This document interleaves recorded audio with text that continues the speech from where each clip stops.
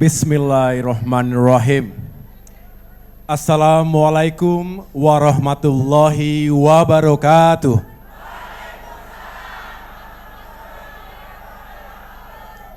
Salam sejahtera untuk kita semua. Shalom. Om Swastiastu. Namo Buddhaya. Salam kebajikan. Alhamdulillah, kita telah memasuki tahun 2024. Tahun politik, tahun yang menentukan arah kepemimpinan Indonesia 5 tahun mendatang. Sekaligus tahun penuh harapan akan hadirnya kebijakan dan program-program pemerintah yang lebih berpihak kepada rakyat. Karenanya, di tengah-tengah perjalanan saya berkampanye di Jawa Barat ini, saya berhenti sejenak di kota Bandung, tempat saya dilahirkan, tumbuh kembang semasa remaja, hingga menemukan jodoh saya di sini. Di kota ini pula, Pak SBY menghabiskan lebih dari separuh masa pengabdiannya di militer.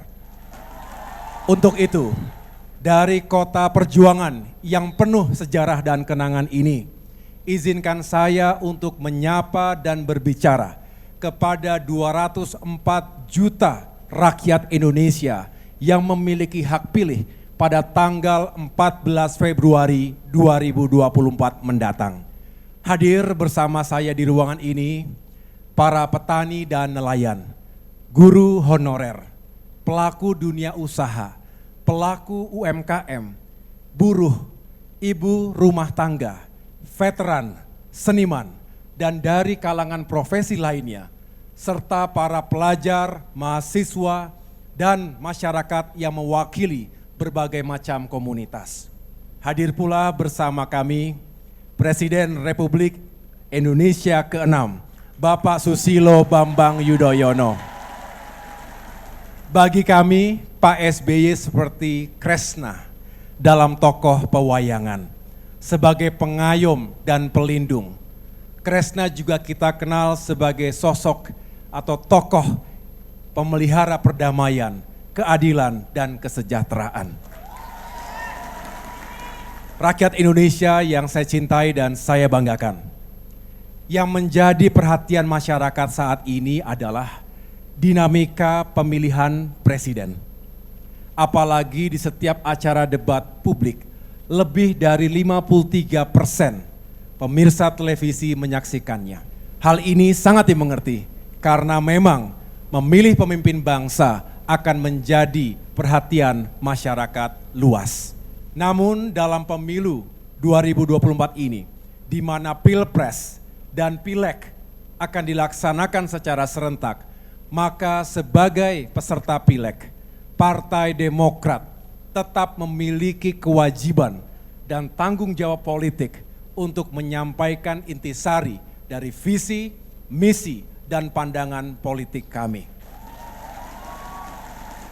Adapun dalam konteks Pilpres, tentu saja Partai Demokrat juga terus berpartisipasi dan berkontribusi untuk memenangkan Prabowo Gibran sebagai pasangan Capres-Cawapres yang kami usung. Beberapa kali saya mendampingi kampanye Pak Prabowo di Jawa Barat, Banten, Sumatera Barat, Jawa Timur, dan Aceh. Para kader dan simpatisan Partai Demokrat juga hadir, sukacita menyambut kedatangan Bapak Prabowo. Mimbar hari ini adalah forum untuk menyampaikan visi dan perjuangan Partai Demokrat 5 tahun ke depan yang akan kami perjuangkan. Melalui lembaga eksekutif, juga lembaga legislatif, baik pusat maupun daerah. Apabila Bapak, Ibu, Saudara kami, rakyat Indonesia, merasa cocok dengan apa yang hendak diperjuangkan oleh Partai Demokrat, tentu saja kami sangat memerlukan dukungan Bapak, Ibu, Saudara-saudara sekalian, agar perjuangan tersebut dapat dicapai dengan baik. Saudara-saudara, Dalam beberapa kesempatan bertemu dengan masyarakat di berbagai daerah, baik saat saya berkunjung ke Sumatera, Kalimantan, Sulawesi, Nusa Tenggara, maupun di berbagai wilayah Jawa, muncul pertanyaan dari kalangan masyarakat. Apakah Demokrat masih bisa memperjuangkan agenda perubahan dan perbaikan, seraya melanjutkan hal-hal yang sudah baik, sementara tidak ada kader Demokrat yang menjadi calon presiden atau calon wakil presiden? Jawabannya, tetap bisa dilakukan. Karena faktanya, hampir di semua koalisi ada unsur pemerintahan dan unsur di luar pemerintahannya. Artinya sebetulnya posisi kita sama saja. Terkait agenda perubahan dan perbaikan, sebelum Demokrat resmi mengusung Bapak Prabowo Subianto, telah dilakukan dialog yang intensif di tingkat Majelis Tinggi Partai. Pada prinsipnya, Bapak Prabowo mewadahi pemikiran Partai Demokrat untuk melakukan agenda perubahan dan perbaikan, seraya melanjutkan hal-hal yang sudah baik.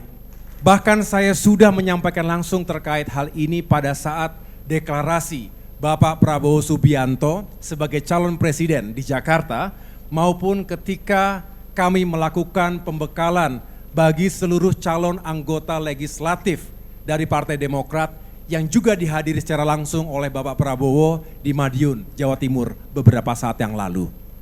Untuk itu, pada agenda pidato saya kali ini, saya akan berbicara tentang konsistensi, arah, sikap dan posisi politik serta perjuangan Partai Demokrat dengan tema kesejahteraan untuk semua. Kesejahteraan tidak diartikan secara sempit, hanya berbentuk terpenuhinya kebutuhan rakyat yang bersifat fisik dan material, seperti pekerjaan, penghasilan, dan daya beli.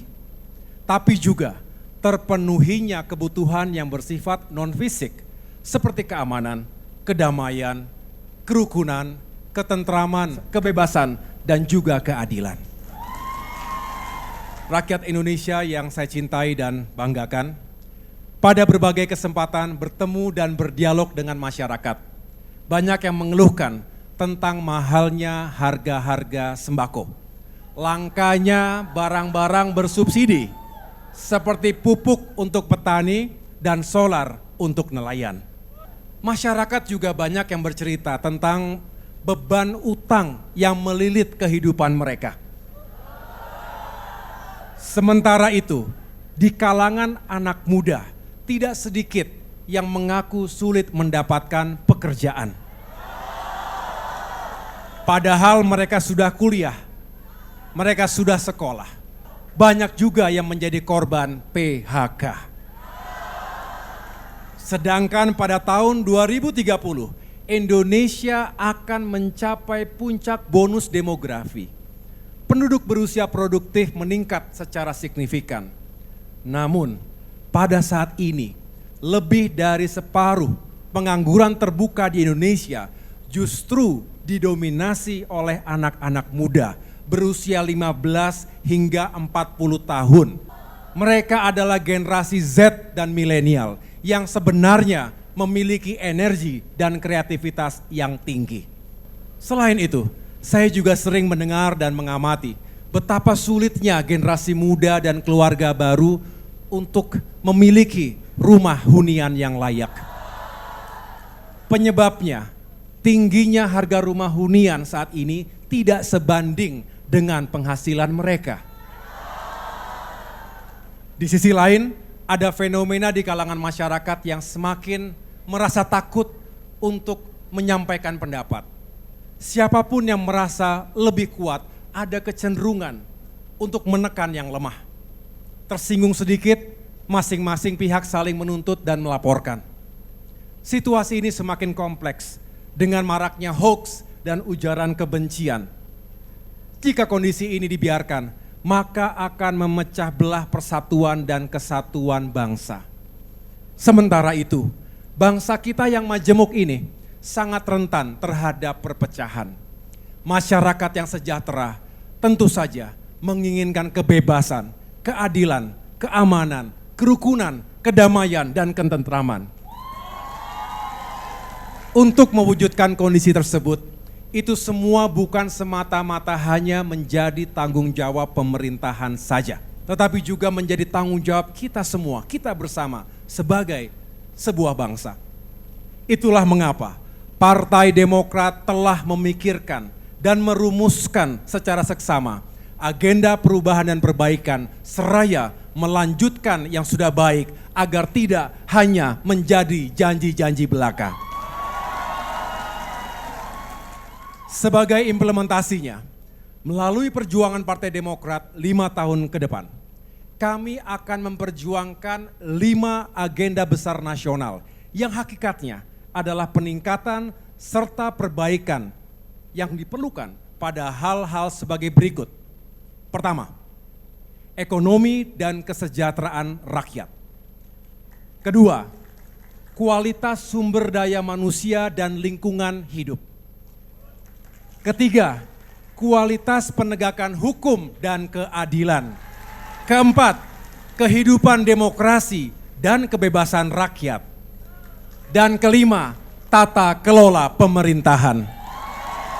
Dari kelima agenda besar tersebut, kami menjabarkan dalam 14 program prioritas Partai Demokrat, yaitu pertama, meningkatkan kesejahteraan rakyat agar hidupnya makin layak. Kedua, meningkatkan ketersediaan lapangan pekerjaan untuk rakyat, termasuk generasi muda dan kaum perempuan. Ketiga, meningkatkan perlindungan dan bantuan kepada UMKM melalui pelatihan, akses permodalan, dan pemasaran. Keempat, melanjutkan semua program-program pro rakyat era pemerintahan Presiden SBY dan Presiden Jokowi. Kelima, meningkatkan kembali pertumbuhan ekonomi menuju 6% atau lebih. Keenam, menggalakkan dan meningkatkan investasi serta dunia usaha agar tercipta lapangan kerja yang lebih luas serta penerimaan pajak yang lebih besar. 7, kontrol utang pemerintah dan BUMN agar ekonomi nasional tumbuh lebih sehat. Kedelapan, melanjutkan pembangunan infrastruktur, termasuk infrastruktur di pedesaan. Kesembilan, meningkatkan pembangunan SDM Indonesia melalui pendidikan berkualitas dan terjangkau dari SD hingga perguruan tinggi. Kesepuluh, meningkatkan infrastruktur dan fasilitas kesehatan, serta kualitas dan kemudahan pelayanan kesehatan di seluruh tanah air. Kesebelas, menyelamatkan bumi dan lingkungan kita yang makin terancam oleh krisis iklim. 12, menjamin penegakan hukum termasuk pemberantasan korupsi yang dilaksanakan secara adil dan tidak tebang pilih. 13, meningkatkan kualitas kebebasan sipil dan kemerdekaan pers untuk menjaga dan merawat pilar-pilar demokrasi. Dan terakhir, ke-14, menjaga nilai-nilai kesetaraan dan keseimbangan antara lembaga negara sesuai prinsip checks and balances dalam sistem presidensial. Dari 14 program prioritas tersebut, fokus utama kami tentu bagaimana meningkatkan kesejahteraan untuk seluruh rakyat Indonesia. Demokrat akan menjadi garda terdepan dan motor penggerak untuk upaya itu. Orientasi pembangunan yang dianut Partai Demokrat adalah people first. Rakyat tidak boleh susah, harus makin sejahtera. Rakyat tidak boleh susah, harus makin sejahtera. Caranya, kita harus mengejar pertumbuhan ekonomi yang tinggi, 6% atau lebih. Kita harus terus perbaiki iklim investasi untuk menunjang pembangunan, tentu pembangunan yang tidak harus merusak lingkungan. Selain itu, kita harus mengendalikan utang pemerintah dan BUMN agar ekonomi nasional tumbuh lebih sehat. Ekonomi yang tumbuh tinggi akan membuka lapangan pekerjaan yang semakin luas. Rakyat harus punya penghasilan yang memadai. Dengan begitu, rakyat akan punya daya beli yang tinggi. Kita juga harus memajukan dunia usaha dan investasi, termasuk memperkuat UMKM. Di antaranya, dengan memberikan insentif permodalan, memberikan keringanan, serta kebijakan lainnya yang mendukung terciptanya lapangan kerja seluas-luasnya. Jika dunia usaha maju, kaum buruh dan para pekerja juga lebih sejahtera dan tidak dihantui oleh ancaman PHK. Tak lupa, kita perbaiki tata kelola BPJS Ketenagakerjaan dan juga sistem pelayanan dan perlindungan bagi TKI. Selain itu, Partai Demokrat akan memperjuangkan agar harga-harga kebutuhan pokok menjadi lebih murah. Subsidi pupuk untuk para petani, subsidi solar untuk para nelayan juga harus tersedia dan terjangkau. Stop impor pangan saat panen. Kemudian, Partai Demokrat juga akan memperjuangkan agar gaji ASN, guru, tenaga kesehatan, TNI, Polri, perangkat desa, dan pensiunan naik setiap tahun. Sesuaikan gajinya dengan tingkat inflasi. Jangan sampai gaji mereka tekor untuk memenuhi kebutuhan hidup sehari-hari. Dan juga angkat pegawai dan guru honorer menjadi ASN secara bertahap. Rakyat Indonesia yang saya cintai. Sementara itu, untuk meningkatkan kesejahteraan rakyat, kita membutuhkan kualitas sumber daya manusia yang unggul. Untuk itu, kita akan melakukan pembangunan kapasitas dan karakter bangsa yang terintegrasi antara pendidikan formal di sekolah dan pendidikan informal, baik di lingkungan keluarga maupun masyarakat. Kita juga akan meningkatkan akses terhadap pendidikan, baik di kota maupun di desa, untuk menghasilkan SDM yang berpengetahuan dan memiliki keterampilan khusus. Kita lanjutkan beasiswa prestasi, termasuk beasiswa untuk golongan kurang mampu, seperti dana BOS, beasiswa LPDP, bidik misi, beasiswa santri yang sudah ada sejak era pemerintahan Presiden SBY dan kini dilanjutkan oleh pemerintahan Presiden Jokowi. Kita juga akan memperkuat kerjasama antara pemerintah, lembaga pendidikan dan dunia usaha agar lulusan pendidikan kita lebih mudah terserap lapangan kerja sesuai pengetahuan dan keterampilannya. Bangun lebih banyak infrastruktur dan fasilitas pendidikan, termasuk memperbaiki sekolah, madrasah, dan pesantren-pesantren kita. Tingkatkan kapasitas dan kesejahteraan guru serta tenaga pendidikan. Terkait dengan upaya meningkatkan kualitas layanan kesehatan, kita akan membangun sistem kesehatan terpadu secara nasional melalui peningkatan kapasitas dan kesejahteraan dokter dan tenaga kesehatan, serta pembangunan rumah sakit dan puskesmas, baik di wilayah tertinggal, terdalam maupun terluar. Kita juga akan memperbaiki kualitas layanan dan tata kelola BPJS Kesehatan. Keberadaan BPJS Kesehatan yang telah digagas dan diundangkan sejak era pemerintahan Presiden SBY merupakan wujud keberpihakan negara pada yang lemah. Ketika rakyat miskin sakit, negara hadir untuk memberikan jaminan layanan kesehatan yang layak. Ke depan tidak boleh lagi ada antrian BPJS yang sangat panjang dan melelahkan. Yang tidak kalah penting, kita juga akan terus memperjuangkan anggaran wajib untuk sektor kesehatan minimal 5% dari APBN. Hadirin sekalian, rakyat juga menginginkan pembangunan ekonomi tetap diimbangi dengan terjaganya demokrasi, kebebasan, dan penegakan hukum yang adil.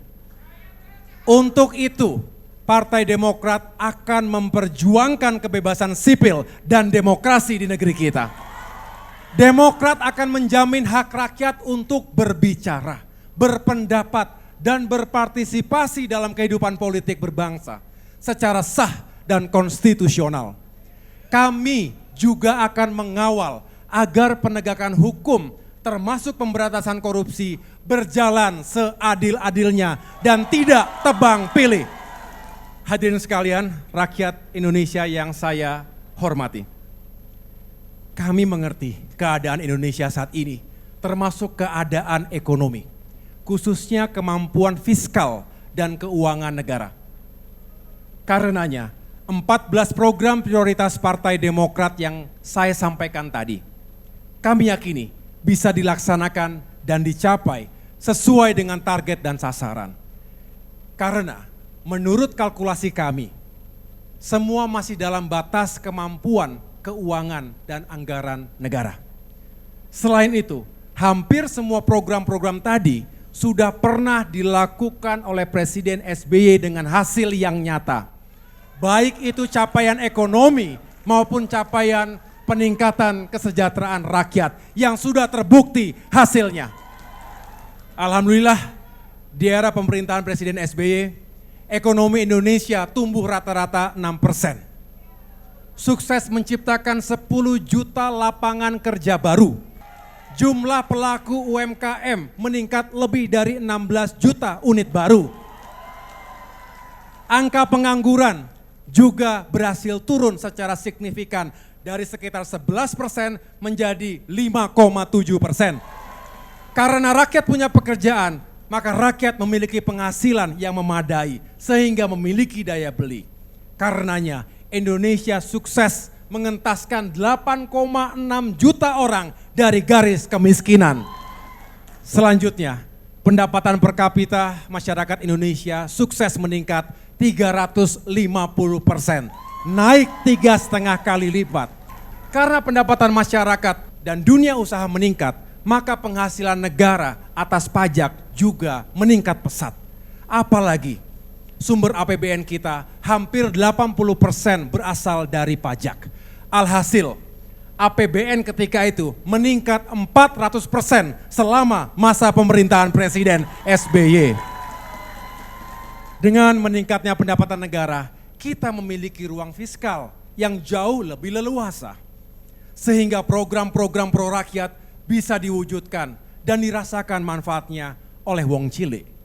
Di antaranya program BPJS, dana desa, pupuk bersubsidi untuk petani, solar bersubsidi untuk nelayan, KUR, kredit usaha rakyat, PNPM, program nasional pemberdayaan masyarakat, BLT, bantuan langsung tunai, bantuan sosial bagi disabilitas, lansia, dan korban bencana alam, Raskin, beras untuk masyarakat miskin, PKH, program keluarga harapan, dana BOS, bantuan operasional sekolah, beasiswa bidik misi, bantuan pendidikan bagi mahasiswa miskin berprestasi, beasiswa LPDP, hingga beasiswa santri, termasuk berhasil menaikkan anggaran pendidikan nasional sebesar 478%. Berkat ruang fiskal negara yang memadai, Indonesia juga mampu melanjutkan dan mempercepat pembangunan infrastruktur yang tertunda sejak era reformasi. Melalui program MP3EI, Master Plan, Percepatan dan Perluasan Pembangunan Ekonomi Indonesia. Bandara Kuala Namu di Sumatera Utara dan Bandara Sepinggan di Kalimantan Timur, Jalan Kelok 9 di Sumatera Barat, serta Jalan Tol Bali Mandara di Bali adalah beberapa contoh pembangunan infrastruktur di era Presiden SBY. Selain infrastruktur transportasi, ruang fiskal negara saat itu juga memungkinkan untuk membangun infrastruktur di bidang energi, infrastruktur pendidikan dan kesehatan, serta memodernisasi besar-besaran alutsista TNI dan Polri. Namun, pembangunan aspek manusia tidak ditinggalkan. Buktinya, gaji ASN, guru, TNI, Polri dan pensiunan naik setiap tahunnya. Selama 10 tahun, kenaikan gaji terjadi 9 kali dengan total kenaikan 112%. Yang tak kalah pentingnya, pemerintahan SBY juga sukses mengangkat 1,1 juta pegawai dan guru honorer menjadi ASN secara bertahap dan sesuai kemampuan keuangan negara. Selain berhasil membangun ekonomi dan meningkatkan kesejahteraan rakyat, pemerintahan era Presiden SBY dan Partai Demokrat berhasil mewujudkan perdamaian Aceh serta menuntaskan penyelesaian konflik vertikal dan horizontal lainnya seperti di Papua, Ambon, Sampit, dan Poso. Pemerintahan Presiden SBY dan Partai Demokrat juga berhasil mengakhiri embargo militer dunia internasional, melunasi hutang IMF pada tahun 2006 sebelum jatuh tempo, serta untuk pertama kalinya Indonesia berhasil masuk menjadi anggota G20 pada tahun 2008. Ketika itu Indonesia semakin dihormati dan disegani oleh dunia internasional. Kemudian pemerintahan Presiden SBY terbukti mampu mewujudkan pertumbuhan ekonomi 6% atau lebih di atas bangunan demokrasi yang kian matang. Tidak terjadi eksploitasi, politik identitas, dan politik fitnah yang memecah belah kita. Hukum dijalankan tidak dengan tumpul ke atas dan tajam ke bawah, atau tumpul ke kawan dan tajam ke lawan. Artinya, mitos telah dipatahkan bahwa kita tidak perlu lagi memilih antara demokrasi atau pertumbuhan ekonomi. Terbukti ketika itu, keduanya bisa berjalan beriringan.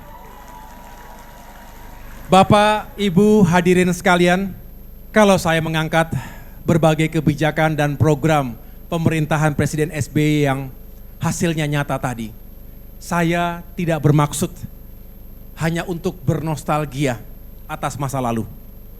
Tujuan saya adalah 14 agenda perjuangan Demokrat ini bukan sesuatu yang ngawang-ngawang atau hanya lamunan, tetapi pernah dilakukan di masa lalu.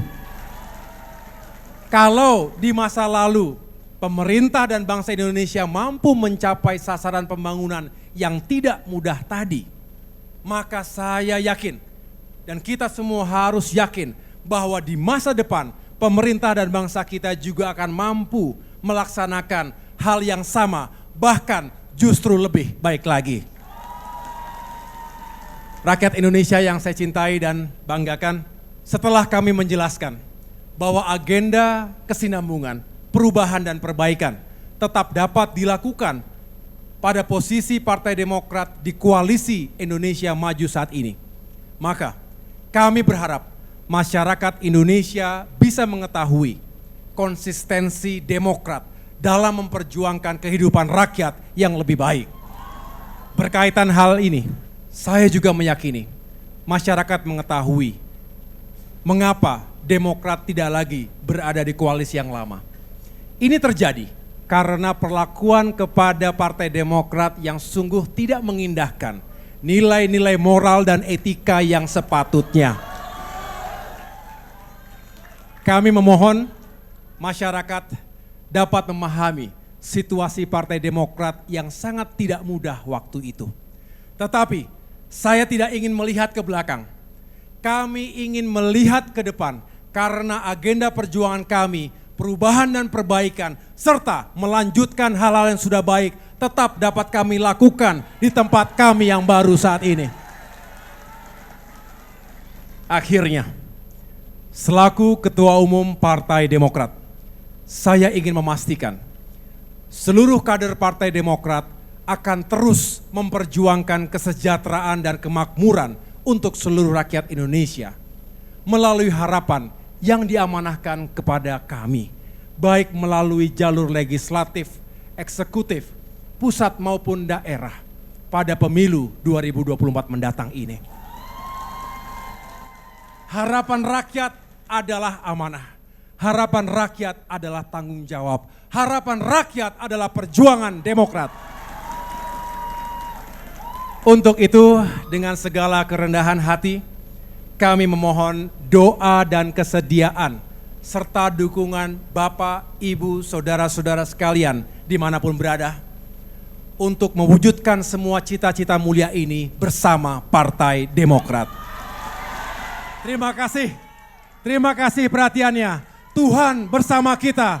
Wassalamualaikum warahmatullahi wabarakatuh.